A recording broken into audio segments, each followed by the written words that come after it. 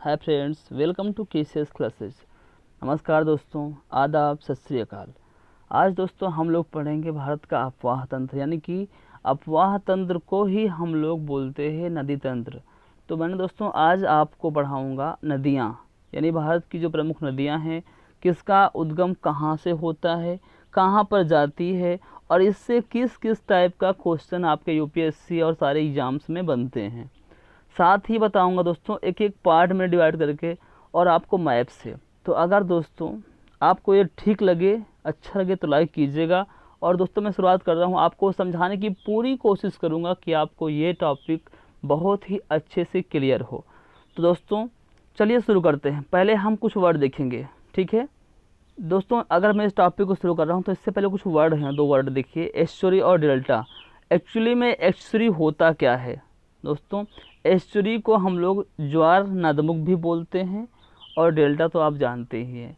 मैं बता दे रहा हूँ और मैं इसके बाद आपको फिगर दिखाऊंगा। देखिए ये एस्चुरी है आपको, ठीक, ये है आपका एस्चुरी। कैसे बना है ये आपको समझाता हूँ। और ये है आपका डेल्टा, त्रिभुजाकार आकृति में बना हुआ डेल्टा है, ये देखिए। अब मैं इसके बारे में आपको डिफिनेशन बताता हूँ कैसे। ये तो देख लिया आपने कैसे बना हुआ है, अब इसकी डिफिनेशन होती क्या है। देखिए दोस्तों, सागर तट पर स्थित आधा बंद खारे पानी का वह क्षेत्र जहाँ नदियों का ताज़ा पानी समुद्र का खारा पानी से मिलता है, वह होता है आपका एस्चुरी। देखिए यहाँ पर क्या होता है, आधा बंद पानी होता है, नदियों का आता है और समुद्र के खारे पानी से मिलता है, तो वहाँ पर क्या हो जाता है, एस्चुरी बन जाती है, ठीक है। अब देखते हैं हम लोग डेल्टा। डेल्टा नदी जहाँ सागर से मिलती है उस जगह नदी द्वारा बहाकर लाई गई मिट्टी के कारण नदी की धारा कई धाराओं में बढ़ जाती है, ठीक है। देखिए यहाँ से बढ़ गई ना, कई सारी धाराओं में बढ़ गई, यहाँ से कई सारी धाराओं में बढ़ जाती है। जब ये कई सारी धाराओं में बढ़ जाती है उसे ही बोलते हैं हम लोग डेल्टा। डेल्टा प्रायः उपजाऊ मिट्टी का निर्माण करते हैं। गंगा, ब्रह्मपुत्र, महानदी, गोदावरी, कृष्णा डेल्टा का निर्माण करती हैं। और दोस्तों ताप्ती, नर्मदा और मांडवी नदी जो हैं ये आपका एस्चुरी का निर्माण करती हैं। मतलब एग्जाम में क्वेश्चन अगर आएगा तो आप कर लेंगे कि कौन सी नदी एस्चुरी बनाती है और कौन सी नदी डेल्टा बनाती है।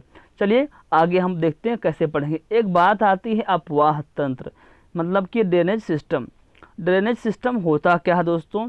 तो अफवाह तंत्र शब्द एक क्षेत्र के नदी तंत्र की व्याख्या करता है जिसमें अलग अलग दिशाओं से छोटी छोटी धाराएं क्या होती हैं, मतलब मुख्य धारा में बन जाती हैं। तो वहाँ होता है, देखिए बहुत सारी धाराएं हैं ना, ये आती हैं तो एक नदी बन जाती है।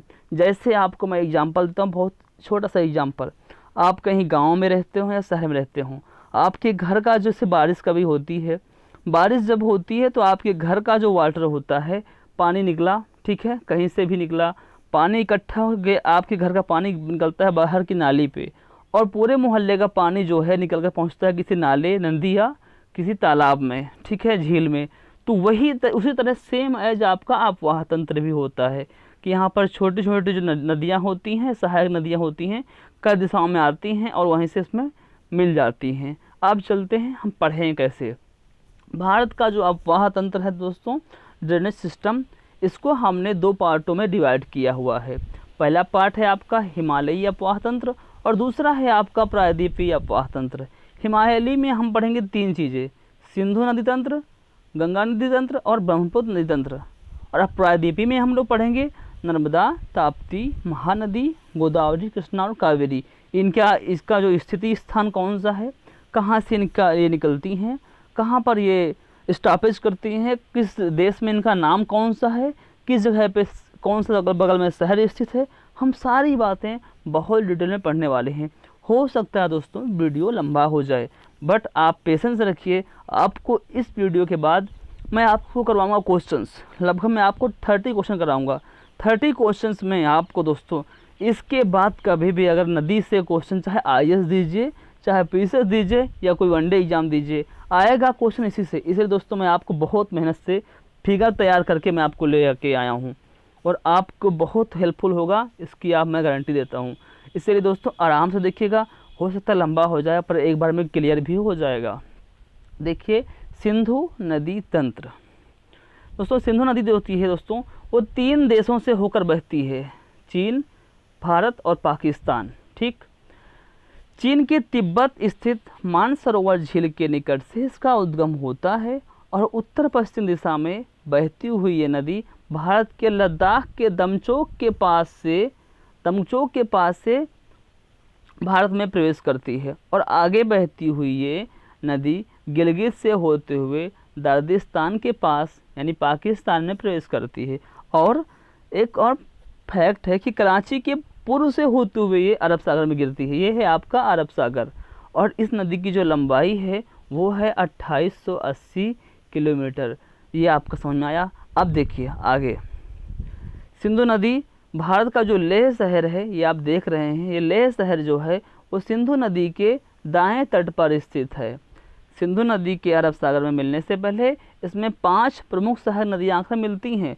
वो नदियाँ कौन सी हैं देखिए दोस्तों, चेनाब, झेलम, रावी, ब्यास और सतलज, ये नदियाँ मिलती हैं।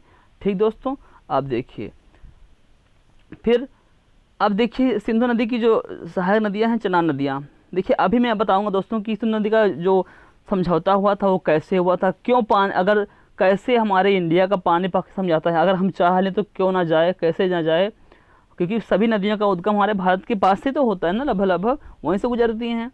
तो हम चाहें तो पाकिस्तान को एक भी पानी ना दें, पर हमने क्यों दिया वो भी बताऊँगा। पहले हम लोग देखते हैं उनकी जो सहायक नदियाँ हैं, चेनाब और बाकी नदियाँ हैं। चल देखिए चेनाब नदी दोस्तों, चेनाब नदी ये है आपकी, ये सिंधु नदी की सबसे बड़ी सहायक नदी है। इसका उद्गम जो है वो हिमाचल प्रदेश के K12 लाड़ा दर्रा के से होता है। ठीक, हिमाचल प्रदेश में इस नदी का निर्माण 2 नदियों से मिलकर बनता है, एक है आपकी चंद्रा और एक है भागा, इसीलिए वहाँ पर इसको चंद्रभागा के नाम से भी जानते हैं। ये एक फैक्ट है कि इस नदी को चंद्रभागा के नाम से जानते हैं, एग्जाम में क्वेश्चन आया हुआ है, तो चेनाब नदी को ही जानते हैं। अब बात करते हैं, अगला पॉइंट है, ये नदी पाकिस्तान में जाकर सिंधु नदी से मिल जाती है। सिंधु नदी से मिलने से पहले इसमें झेलम और रावी, सतलज, ब्यास नदी आकर मिलती हैं, इसमें भी आकर मिल जाती हैं। मैं आपको यहाँ पर दिखाता हूँ, शो करता हूँ, देखिए आप यहाँ पर देख रहे होंगे झेलम, रावी, सतलज ये सभी मिलती है ना यहाँ पर आकर, देखिए। फिर देखिए इसके बाद देखते हैं, अगला है आपका झेलम नदी। झेलम नदी का उद्गम जो होता है दोस्तों वो कश्मीर घाटी के बैरीनाग के निकट से होता है। ये नदी 170 किलोमीटर भारत पाकिस्तान सीमा का निर्माण भी करती है। पाकिस्तान के झंग के निकट चेनाब नदी में आकर के ये मिल जाती है दोस्तों। अब एक और नदी है आपकी रावी नदी। दोस्तों ये नदी हिमाचल प्रदेश के रोहतांग दर्रा से निकल करके कश्मीर तथा पंजाब होते हुए पाकिस्तान के जंग के निकट चेनाब में मिल जाती है। अब देखते हैं इसके बाद 2 नदियां और इसकी सहायक नदियां हैं, सतलज और ब्यास। सतलज ये नदी कहाँ से निकलती है, तो तिब्बत के राक्षस ताल से निकलती है और सिंधु नदी के समानांतर, देखिए आप दिखा रहा हूँ फिगर, आप देखिए जस्ट आपका ध्यान मेरे जो मैंने आपको फिगर दिया कितनी मेहनत से दिया दोस्तों, इसी पे ध्यान लगाइएगा। जो बता रहा हूँ मैं, ये जो मैं बता रहा हूँ, लिख रहा हूँ, ये लिखा हूँ, ये अपनी लैंग्वेज में लिखा हुआ है, पर आपको ध्यान कहाँ करना है, सीधा फोकस आपका मेरे फिगर पे होना चाहिए। मतलब कि जो फिगर बना हुआ है मानचित्र, पंजाब से होते हुए पाकिस्तान के बहावलपुर में चेनाब नदी में आकर के मिल जाती है। चेनाब में मिलने से पहले दोस्तों इससे ब्यास नदी आकर भी मिलती है दोस्तों। ये देखिए ये सतलज नदी आपकी यहाँ से है, ये ब्यास नदी आप पर यहाँ मिलती है आकर के। अब बात करते हैं ब्यास नदी की।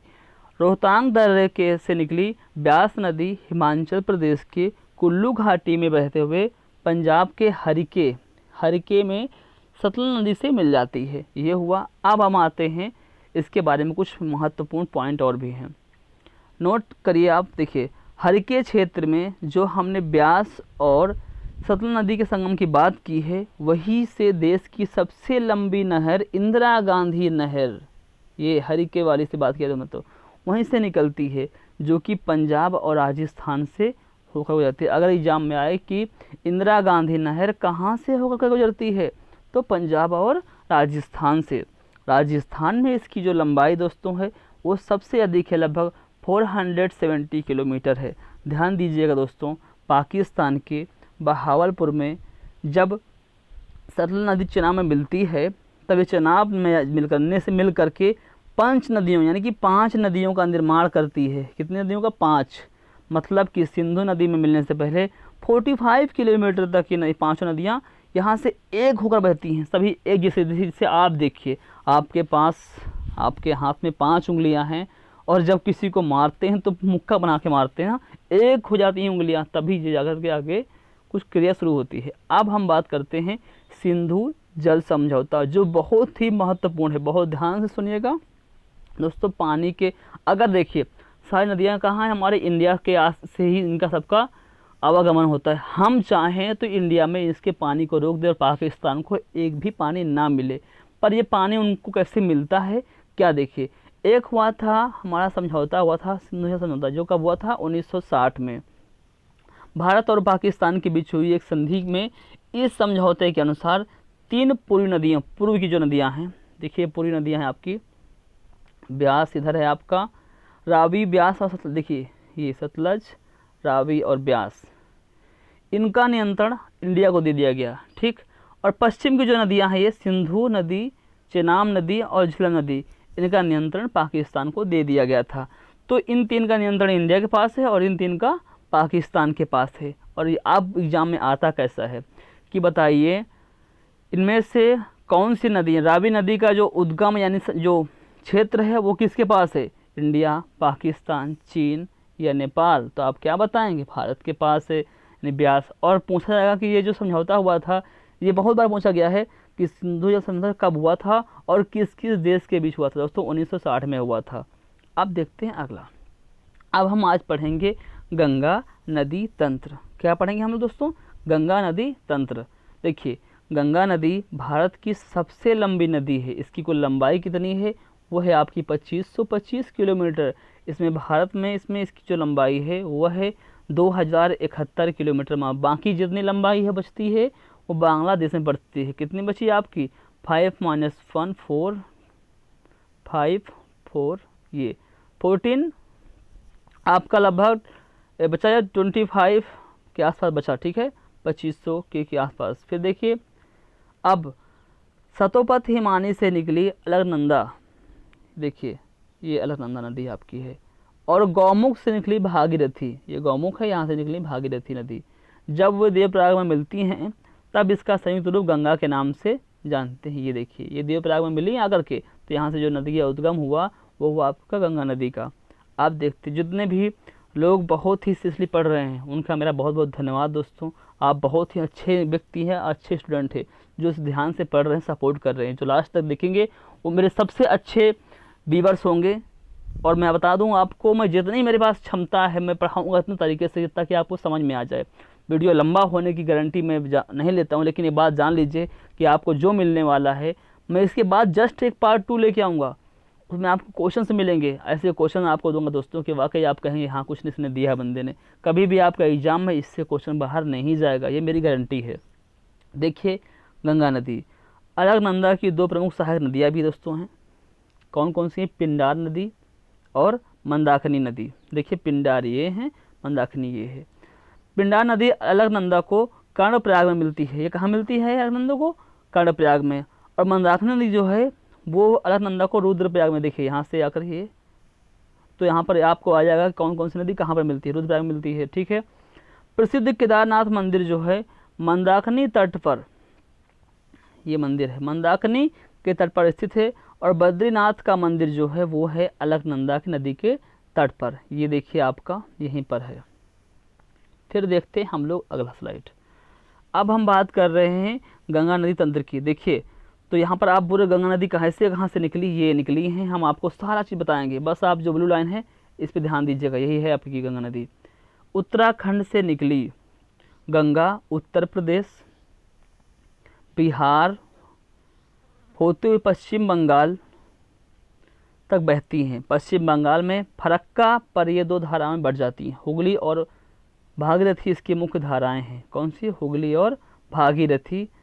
ठीक है, उसको मैंने यहाँ पर नहीं राइटिंग कर पाया, बट ठीक है, हुगली आपको दिख रही होगी। भागीरथी नदी बांग्लादेश में मुख्य धारा के रूप में प्रवेश करती है, जिसे यहाँ पर पद्मा के नाम से जानते हैं। ठीक है, भागीरथी को ही यहाँ पर पद्मा के नाम से जानते हैं। आगे बहती हुई ये पद्मा ब्रह्मपुत्र, जिसे बांग्लादेश में जमुना के नाम से जानते हैं, उससे मिल जाती है और संयुक्त रूप से इसे कहते हैं मेघना। क्या कहते हैं? मेघना। इसी के रूप में बंगाल की खाड़ी में ये मिल जाती है। ठीक दोस्तों, बंगाल की खाड़ी में ये मिल जाती है। अब देखिए, गंगा नदी की कुछ सहायक नदियाँ भी हैं। कौन कौन सी है? यमुना, कोसी, सोन, गोमती, दामोदर, घाघरा यानी कि सरयू, गंडक और रामगंगा। तो हम अब बात करते हैं पहले यमुना की। गंगा की सबसे बड़ी सहायक नदी जो है उत्तराखंड के बंदरपूंछ चोटी पर स्थित यमुनोत्री हिमानी से निकलती है। ये नदी उत्तराखंड से हरियाणा, दिल्ली, उत्तर प्रदेश से बहते हुए हमारे प्रयागराज यानी कि इलाहाबाद में गंगा में जाकर के मिल जाती है। कभी संगम में आप आइए, क्या मज़ा मिल रहा है आपको वाकई। यमुना नदी का जो प्राचीन नाम क्या था दोस्तों, कई बार एग्जाम में पूछा गया है। तो कालिंदी जो है वो यमुना नदी का प्राचीन नाम ही है। और यमुना की बहुत सी सहायक नदियाँ हैं, जैसे चंबल है, देखिए चंबल, बेतवा, केन, ये नदियाँ हैं। अब देखते हैं हम लोग चंबल नदी के बारे में। देखो दोस्तों, अगर आप मन से पढ़ रहे हैं, आई होप आपको मज़ा आ रहा होगा। देखिए चंबल नदी ये नदी मध्य प्रदेश के इंदौर स्थित महू क्षेत्र के जानापाव पर्वत से निकलती है और उत्तर भाग में बहते हुए नदी राजस्थान से हो करके उत्तर प्रदेश के इटावा में, यहाँ पर ये आपका इटावा यहाँ पर यमुना नदी से मिल जाती है। इसकी जो लंबाई दोस्तों कितनी है, वो है 965 किलोमीटर। ठीक है, अब हम बात करेंगे बेतवा नदी की। मध्य प्रदेश के भोपाल से निकलती है ये, जो उत्तरी पूर्व दिशा में बहते हुए उत्तर प्रदेश के हमीरपुर में यमुना से आकर मिल जाती है। यहाँ पर है हमीरपुर। ठीक है, ध्यान रखिएगा, प्रसिद्ध स्थान सांची यानी बेतवा नदी के इस किनारे ही स्थित है। कौन सांची कहाँ है? बेतवा नदी के किनारे ही सांची में कई बौद्ध स्मारक भी हैं। सांची का स्तूप जो है अशोक ने 3वीं शताब्दी पूर्व में इसको बनाया था। अब बात करते हैं हम अगली नदी हमारी आगे, कोसी नदी। कोसी नदी में देखिए, ये नदी नेपाल में हिमालय से निकलती है। ये है आपकी कोसी नदी, नेपाल में हिमालय से निकलती है और बिहार में प्रवेश करती है। दोस्तों, ये नदी प्रायः अपना मार्ग बदलने के कारण चर्चा में रहती है। हमेशा ये बहुत अपने मार्ग को चेंज करती है, इसलिए इसको पॉपुलर रहती है और न्यूज़ में ये बहुत रहती है। और इसमें आने वाली जो बाढ़, इससे बाढ़ भी बहुत आती है। बाढ़ आती है तो बिहार अधिक मात्रा में तबाही देखने को इसको मिलती है। हमेशा आप देखते हैं बिहार में ये डूब गया, वो डूब गया, अभी जल्दी में ही आप समझे थे। इसलिए इस नदी को बिहार का शोक भी बोलते हैं। कोसी नदी को बिहार का शोक भी बोलते हैं। ये नदी बिहार के कटिहार में गंगा नदी से मिल जाती है। अब हम बात करेंगे, एक और नदी है दामोदर नदी, जो कि बहुत ही महत्वपूर्ण दोस्तों है। देखिए दामोदर नदी के बारे में देखते हैं हम लोग। ये है आपकी दामोदर नदी। देखिए झारखंड के छोटा नागपुर पठार से निकलती है ये और पश्चिम में बहते हुए ये हुगली नदी में जाकर के मिल जाती है। जहाँ पर देख रहे होंगे आप, ये देखिए हुगली में मिल जाकर के, ये आप जो ब्लू लाइन है उसको ध्यान दीजिएगा। इसके बाद क्या होता है, इस नदी में अचानक आने वाली बाढ़ के कारण इसे बंगाल का अभिशाप बोलते हैं। बंगाल का अभिशाप किस नदी को बोलते हैं दोस्तों? तो दामोदर नदी को। चलिए ध्यान रखिए दोस्तों, प्रदूषण के कारण इस नदी को जैविक मरुस्थल भी कहते हैं। बहुत ही महत्वपूर्ण क्वेश्चन अभी आया था कि किस नदी को जैविक मरुस्थल भी कहा जाता है, तो वो है आपकी दामोदर नदी। अब आते हैं अगले देखते। अब हम देखेंगे दोस्तों गोमती नदी। दोस्तों देखिए, जिस तरह आपके हाथ में 10 उंगलियां होती हैं, उसी प्रकार आपको हर एक उंगली का इम्पोर्टेंस होता है। जैसे मैं आपको बता रहा हूँ, हमारे मैप में जितनी भी नदियाँ हैं सब अपने आप में बहुत महत्वपूर्ण हैं। दोस्तों अगर सबको आप वैरायटी देंगे, सबको आप क्वालिटी देंगे तो आपके लिए सभी महत्वपूर्ण हैं, और नहीं देंगे तो कोई नहीं है। कोशिश मैं उठाऊंगा, मैं दूंगा आपको। जब मैं आपको इसके बाद क्वेश्चन दूंगा ना, तो रियल में आपको वो फीलिंग आएगी कि आप कहेंगे वाकई जो हमने देखा है बहुत ही महत्वपूर्ण था। चलिए बातें कम करते हैं, काम करते हैं। गोमती नदी दोस्तों, चलिए ये इसका उद्गम उत्तर प्रदेश के पीलीभीत स्थित गोमत झाल से होता है। ठीक, ये आपको मैं दिखा रहा हूँ गोमती नदी। ये देखिए, ये गंगा नदी की एकमात्र ऐसी सहायक नदी है जिसका उद्गम मैदानी क्षेत्र से, ये मैदानी क्षेत्र से इसका उद्गम होता है। अब हम बात करते हैं अगली नदी हमारी है सोन नदी। ये है दोस्तों मध्य प्रदेश के अमरकंटक नामक स्थान से निकलती है ये नदी और उत्तर की ओर बहते हुए पटना के निकट गंगा में मिल जाती है। ये पटना है, यहाँ पर गंगा में मिल जाती है। देखिए ये गंगा नदी है, आप समझिए ध्यान से, हर चीज़ आपके सामने बहुत अच्छे से पेश है। अब आपकी बात है सोन नदी और यमुना नदी के बीच जल का विभाजन जो होता है का काम कैमूर की पहाड़ियाँ करती हैं। कौन सी पहाड़ियाँ? कैमूर की पहाड़ियाँ। कैमूर की जो पहाड़ियाँ हैं ये सोन नदी और यमुना नदी के बीच का जल का पार्टीशन करती हैं। इसके अलावा गंगा की सहायक नदियों में घाघरा, जिसे सरयू नदी के नाम से जानते हैं दोस्तों, और गंडक नदी के गंगा नदी जो है वो गंगा के बाएं तट से आकर के मिलती है। गंडक ये आपके सामने है, ये देखिए ये बाएं से आकर मिलती है। आप देखते हैं गंगा नदी से संबंधित महत्वपूर्ण पॉइंट्स, कौन सी नदी गंगा के दाएं तट से मिलती है और कौन सी बाएं तट से मिलती है, ये एक महत्वपूर्ण क्वेश्चन है। किसके लिए? सिविल के लिए। देखिए तो दाएं से यमुना, सोन, टोंस, और बाएं से गोमती, गंडक, घाघरा, कोसी, ठीक है, ये होती हैं। गंगा नदी को 2008 में दोस्तों राष्ट्रीय नदी का दर्जा भी दिया गया था और गंगा के किनारे बसे सबसे बड़ा शहर कौन सा है? वो है कानपुर आपका, जो कि यूपी में है। गंगा नदी के प्रवाह का क्रम जो है उत्तराखंड से निकलती हैं और उत्तर प्रदेश, बिहार, पश्चिम बंगाल में ऐसे ही चली जाती हैं। आपको मैंने फिगर दिखाया था, समझ में आया होगा। चलिए अब हम बात करते हैं अगली नदी दोस्तों। अच्छा लग रहा है जब जो लोग अभी भी अब शामिल हैं, मतलब वो सीरियस हैं। अब हम बात कर रहे हैं ब्रह्मपुत्र नदी तंत्र की। देखिए दोस्तों ब्रह्मपुत्र ये नदी तिब्बत, भारत और बांग्लादेश से होकर बहती है, ठीक है। चलिए ये नदी तिब्बत के मानसरोवर झील के निकट से निकलती है। ध्यान रखिएगा ब्रह्मपुत्र, सतलज और सिंधु नदियाँ तिब्बत के मानसरोवर के पास से निकलती हैं। 3 नदियाँ हैं आपकी, ठीक है। देखिए तिब्बत से निकलने वाली इस नदी को तिब्बत में यरलुंग जंगबो के नाम से और सांगपो के नाम से जानते हैं। जब ये नदी भारत में असम घाटी में प्रवेश करती है तो वहाँ इसको ब्रह्मपुत्र के नाम से जानते हैं। इस नदी को अरुणाचल प्रदेश में दिहांग के नाम से जानते हैं। कौन सी नदी को अरुणाचल प्रदेश में दिहांग के नाम से जानते हैं? वह आपकी ब्रह्मपुत्र नदी। ब्रह्मपुत्र आपके लिए बहुत ही महत्वपूर्ण नदी है, इसका आप स्क्रीनशॉट ले लीजिएगा, बहुत ही महत्वपूर्ण है। फिर देखिए ब्रह्मपुत्र नदी, वापस बात करते हैं इसके बारे में।